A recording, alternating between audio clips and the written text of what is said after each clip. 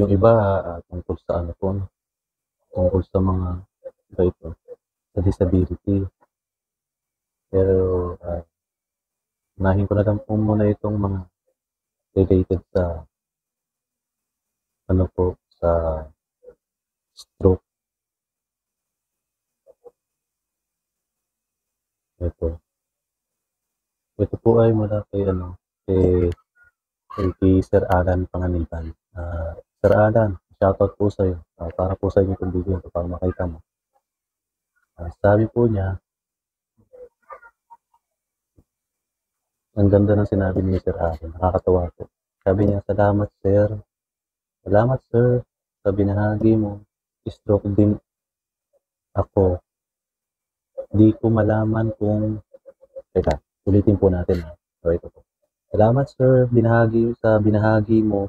Stroke din ako.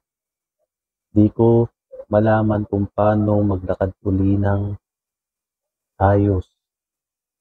Nung napanood ko ito, ginawa ko yung ganun na lakad. Salamat sir, hindi dahil sa video mo, ito, tuloy pa rin maglakad. So, maraming salamat po Sir Alan at ako po ay nakakatulong sa inyo. At yun naman po yung goal talaga ng mga ano ko, ng vlog ko, ng content ko. Para po makapagbigay ng tips. Kasi ako po ay hindi rin gaanong nagdepende sa mga sinasabi ng PT at ng doktor. Bali nagbase lang po ako sa sarili kong mga theory, pamamaraan. Kagaya po ng bigyan ko kayo ng example.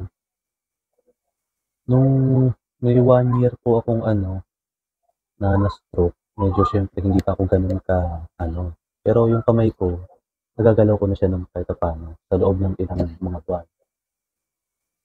Ang napansin ko, iisip ko, paano ko kaya, kasi yung itong maano pa rin siya, mabigat at tumitigas pa rin na nakaganon.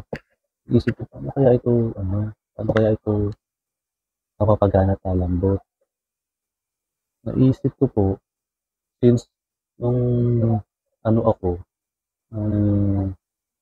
mga bata-bata pa ako, ay nagpupunta na po ako ng gym. Kaya medyo aware na ako sa mga pag-gain ng muscle. Naisip ko, dahil namayat na itong affected arm ko, sabi ko, try ko kaya magbuhat ng dumbbell kahit paano, yung kaya-kaya ko lang. Sabi ko, kung mag-gain kaya ako ng kahit paano ng muscle, lalakas kaya yung arms ko.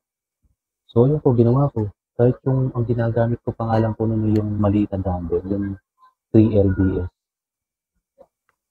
Abay, hindi naman ako nagkamali ng theory. Lumakas na po itong itong affected arm ko. Hanggang sa ngayon po, sa totoo lang parang normal na po talaga siya. Hindi na lang ako nagsusulat pa kasi tinatry ko mahirap. Kaya sa kanan lang po talaga. Pero nagagamit ko na po ito sa mga ibang bagay. Hindi na nga lang kagaya po ng dati. So ayun po, ang ibig ko po sabihin, gusto ko lang po sabihin lahat po ng binabahagi ko ay based po sa mga theories ko and mga experience ko. Sinishare ko kasi gusto ko kahit paano makatulong din sa kapwa ko na stroke survivor. Wala po akong ibang kagustuhan at hiling, kundi makatulong lang din. Kasi iniisip ko, kung nag-work sa akin, possible mag-work din sa inyo, sa mga kapatid ko na stroke survivor din. So, ayan po, Sir Alan Panganiban, shoutout po sa iyo. Maraming salamat po sa tanong mo. So, yun lamang po, hanggang sa susunod po ulit na video. Sana po may natutunan kayo sa video ko na ito. Maraming salamat po sa walang sawa niyong suporta at 3,000 subscribers na po tayo. Maraming salamat po sa inyo.